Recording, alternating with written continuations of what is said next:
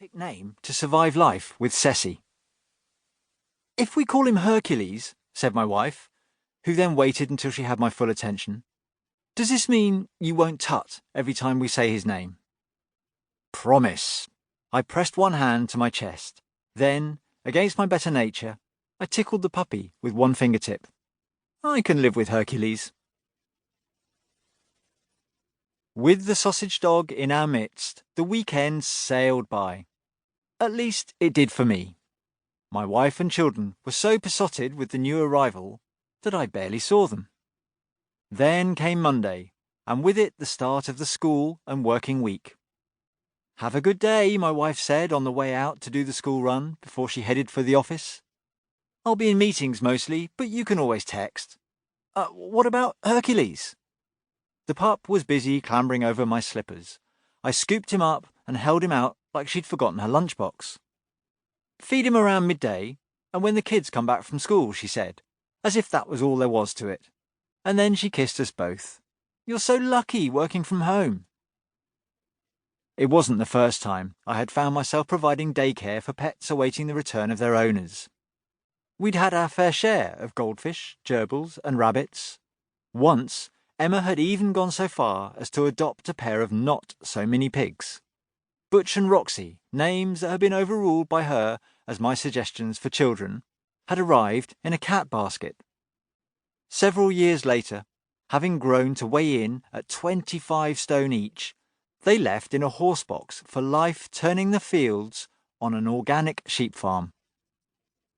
Our back garden had yet to recover from that ordeal, and to an extent, so had I.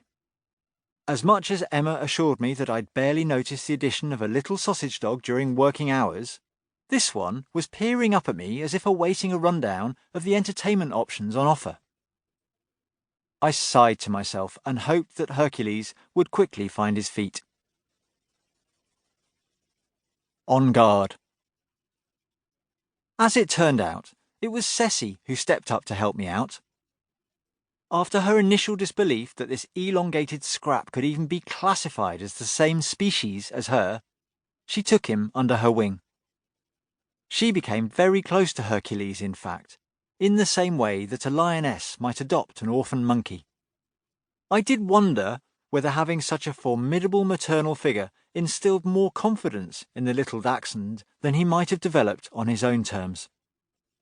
After just a short while in my care, Hercules took to stationing himself on top of the office sofa overlooking the front path. Then, when the post arrived, he would kick off as if we were about to receive a suspicious package. "Stand down," I said, scooping him from his sentry post. "Our security threat level is not at critical." Sausage life. As the weeks ticked by and Hercules found his place in the family, I found he looked less ridiculous in my eyes. I became used to his long body and funny little waddle when he scuttled across the house to greet my wife and children at the end of each day. They adored him, and that made it hard for me to retain the moral high ground regarding his daily upkeep. It wasn't difficult to look after a dachshund, I discovered, just as Emma had promised. They were far from stupid dogs, and despite being low to the ground, Hercules still seemed to consider himself to be on a level with me. While Ceci preferred to bask in the yard, he'd sit on the sofa as I worked, as if his presence was responsible for my productivity. It was quite endearing. I even found myself talking to him at times. In the comfort of my own home, I started to notice his personality more than his physical shortcomings. I suppose I became steadily desensitized to his unique body shape. Until, that is, Hercules was old enough to head outside for walks.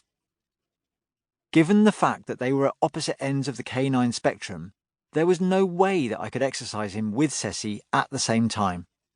So, having been dragged around the village by what looked like an apex predator, causing locals to scatter from my path, I returned home and switched dogs.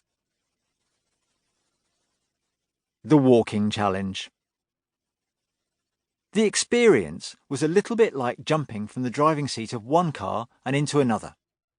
Everything is essentially the same and yet feels completely different.